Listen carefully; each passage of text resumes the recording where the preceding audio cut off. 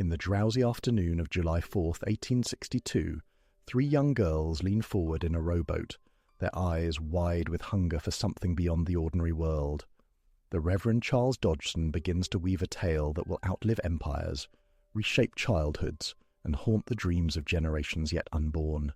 "We're painting the roses red," whispers the madness that lives in every human heart. The River Thames flows beneath their boat like liquid time, carrying stories downstream toward an ocean of collective memory. Victorian England spreads around them in all its rigid certainty, a world of rules and propriety, of children seen but not heard, of imagination locked away like dangerous contraband. Yet in this moment, revolution begins with a single word: suppose. Charles Dodgson's stammer disappears when he tells stories to children. The Oxford mathematician who stumbles over adult conversation transforms into a fluid narrator when Alice Liddell and her sisters gather around him. In their presence, the cage of Victorian masculine expectations dissolves, and something wilder emerges from the shadows of academic life. The real Alice sits in her white dress, her dark hair catching sunlight like captured starlight. She becomes the vessel through which Dodgson pours his rebellion against the suffocating logic of his age. Through her, he discovers that the most profound truths often wear the mask of nonsense, that wisdom sometimes arrives dressed as folly.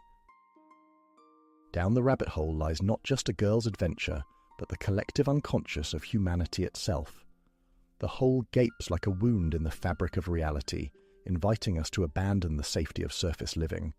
It promises transformation, but transformation always demands sacrifice. The comfortable self must die for the authentic self to be born. Alice's fall through darkness becomes every soul's journey toward self-discovery. She tumbles past maps and books, past the accumulated knowledge of civilization, towards something deeper than learning. The fall strips away everything except the essential question: who am I when all external definitions crumble? Eternal. The White Rabbit's pocket watch ticks with the anxiety of modern life, forever late, forever rushing towards some unnamed appointment with destiny. His waistcoat and spectacles mock the pretensions of respectability, while his frantic energy mirrors the neurosis brewing beneath Victorian composure. Time becomes the tyrant that drives all creatures toward madness. Size becomes the most unstable element in Wonderland's physics. Alice shrinks and grows like human confidence, like childhood dreams, like the scope of possibility itself. The mushroom's bite transforms her into a living metaphor for the violent fluctuations of adolescent identity, the terror of not knowing which version of yourself will emerge. The caterpillar sits on his mushroom throne, smoking his hookah with the detached wisdom of Eastern philosophy imported into English gardens. His question, "Who are you?" launches 1,000 years of existential inquiry. He embodies the stillness that allows transformation, the patience that permits metamorphosis. The Cheshire Cat's grin floats like a crescent moon in the darkness of human consciousness. He appears and disappears at will, suggesting that sanity itself might be optional, that the boundaries between real and imaginary exist only in minds too rigid to embrace paradox. His smile outlasts his body, meaning outlasts matter. The Mad Hatter's Tea Party exists in perpetual suspension between 6 o'clock and nowhere, where time has stopped and logic has gone on permanent vacation. The table stretches endlessly, set for a feast that never ends and never truly begins. Here, conversation becomes surreal music, and nonsense reveals its own perfect sense. Carroll's biography bleeds into every page: the bachelor don who photographs children with Victorian propriety, the mathematician who finds poetry in logical paradox, the man who speaks fluently to young minds while adult society renders him nearly mute. Alice becomes his voice, his proxy, his ticket to emotional honesty. The Queen of Hearts rules through the arbitrary dispensation of death sentences, her court a theatre of absurd justice where the verdict precedes the trial. She embodies every tyrant who has ever lived, every authority figure who mistakes volume for wisdom, every parent who rules through fear rather than love. "Off with their heads!" echoes through history's corridors. The playing card soldiers paint roses red to cover their mistakes, their brushes dripping with the blood of deception. They bend and shuffle like human consciences under pressure, their flat bodies reflecting the two-dimensional nature of lives lived without authentic choice. The croquet game unfolds with mallets that are living flamingos and balls that are curled hedgehogs, a sport where the equipment refuses to cooperate with the rules. Carroll transforms a genteel Victorian pastime into a metaphor for the impossibility of control, the chaos that lurks beneath civilization's surface. The Duchess's baby transforms into a pig, revealing the thin line between human and animal, between expectation and reality. Her kitchen fills with pepper and violence, sneezing and screaming, while her cook hurls dishes like projectiles. Domestic space becomes a battlefield where nurturing turns toxic. The mock turtle weeps for his lost youth, his tears falling like rain on the shores of memory.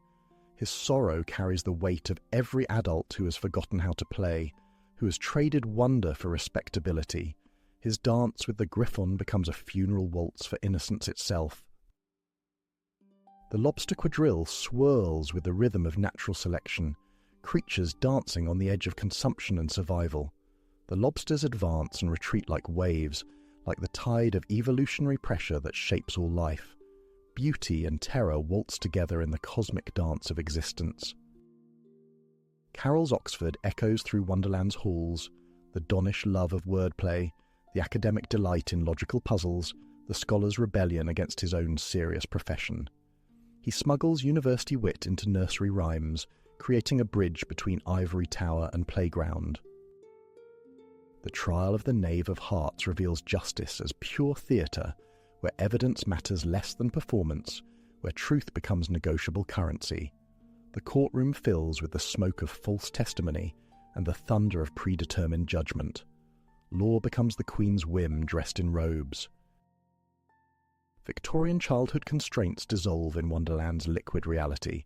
The era's rigid educational systems, its harsh moral lessons, its demand for instant obedience, all melt like sugar in rain.